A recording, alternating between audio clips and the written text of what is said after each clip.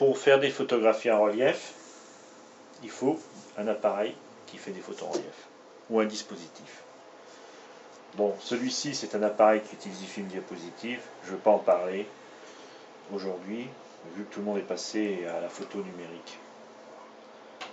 Il existe un fabricant qui a créé un objectif spécial pour faire des vues stéréoscopiques, c'est Lorero, c'est un fabricant de Hong Kong. Il a la particularité de disposer de deux petits objectifs à l'arrière qui forment l'image sur le capteur,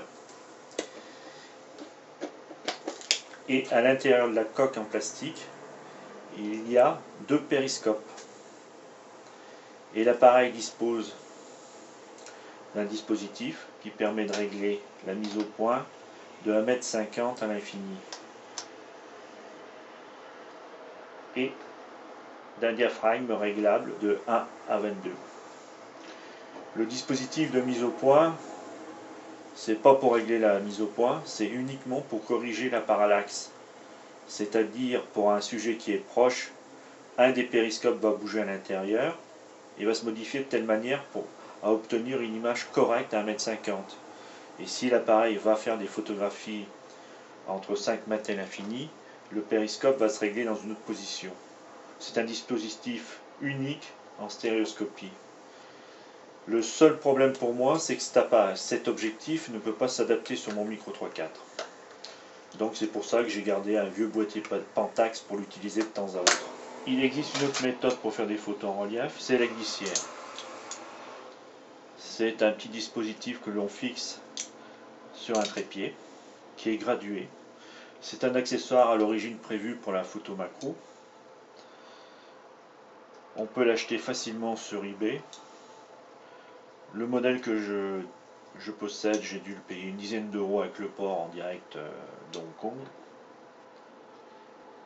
C'est un accessoire assez pratique pour faire des photographies en relief proche ou des paysages.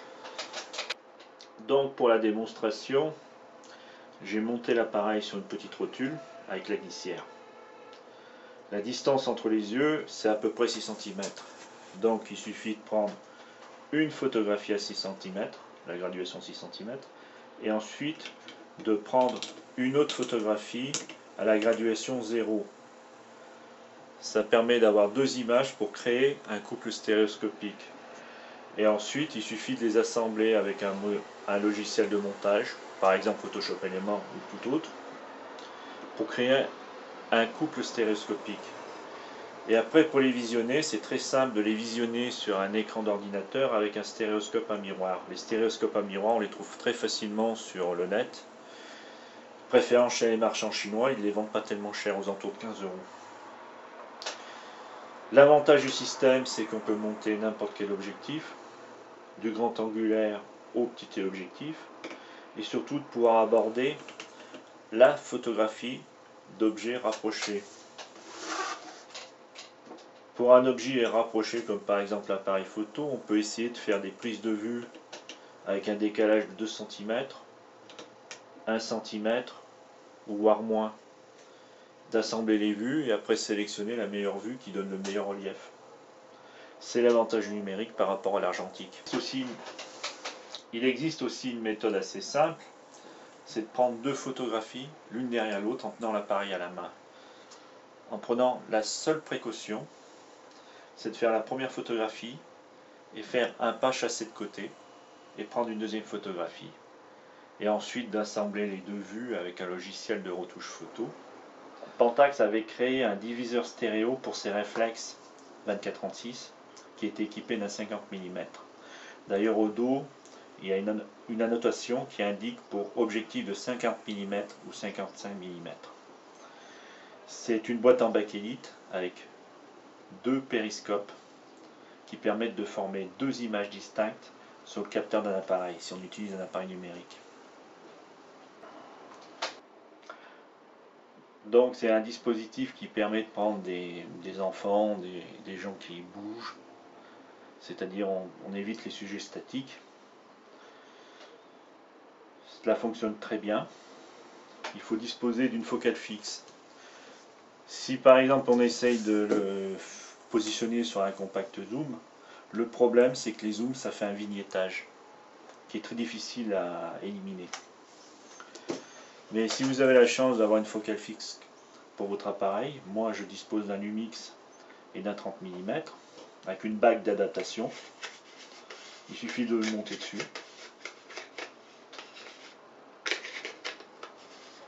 Voilà.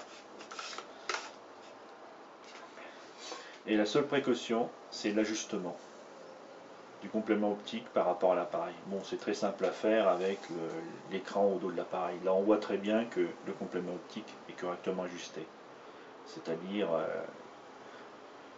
la partie qui délimite les deux miroirs est très distincte ici.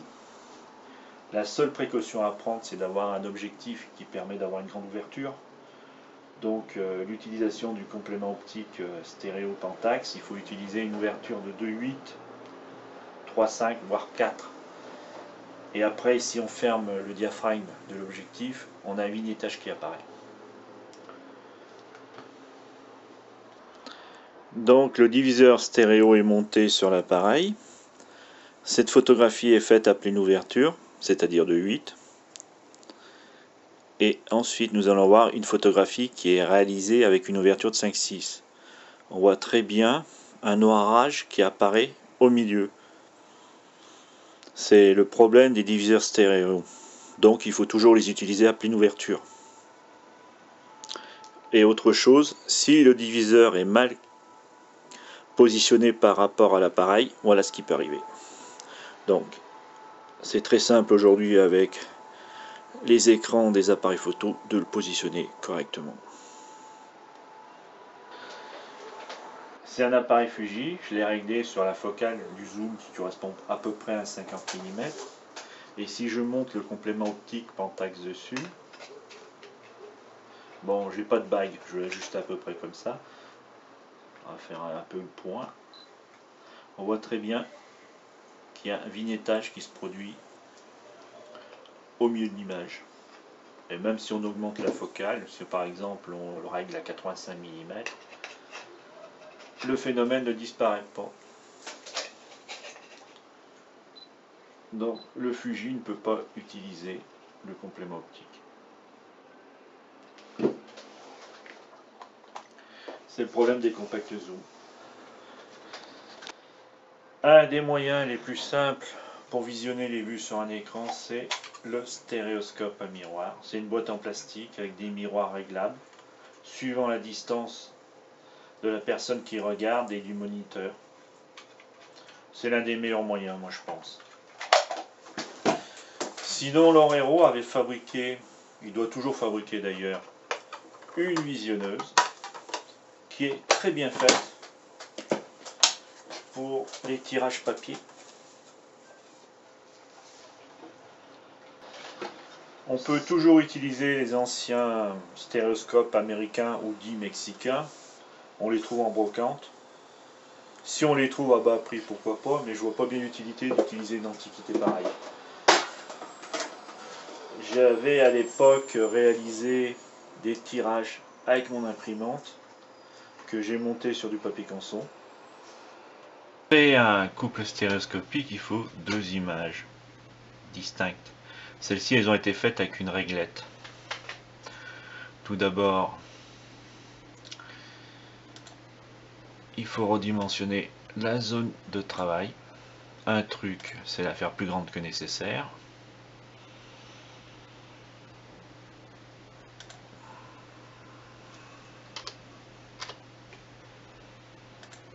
Hop. Voilà.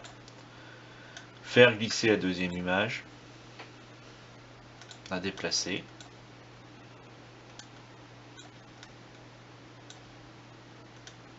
Vérifier avec le stéréoscope à miroir si elles sont positionnées correctement, c'est-à-dire elles donnent une image en relief.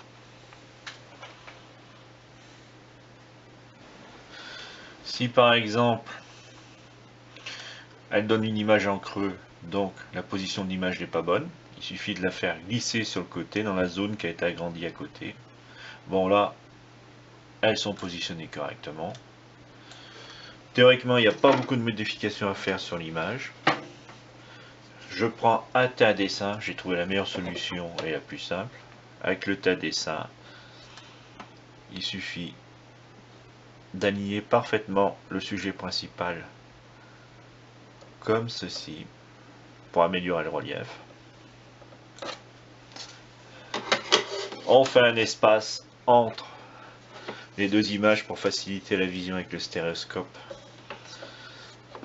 Le stéréoscope par un miroir. Bon, là, manifestement le trépied avait un peu bougé, donc il a fallu faire une petite modification de l'alignement des deux images. Et là, on a une vue stéréoscopique qui fonctionne. Il suffit de vérifier avec le stéréoscope un miroir si c'est correct. L'image fonctionne parfaitement. Donc il suffit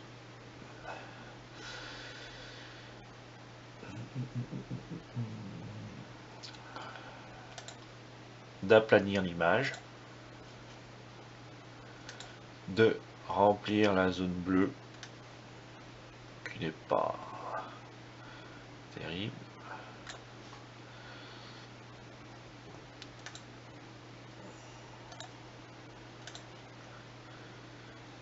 Voilà, on a une image stéréoscopique prête à être visionnée sur l'écran avec un stéréoscope ou édité et imprimé point de vue dans un stéréoscope américain.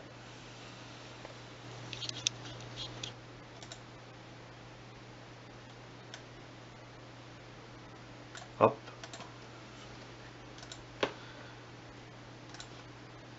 Et une image parfaite pour la stéréoscopie.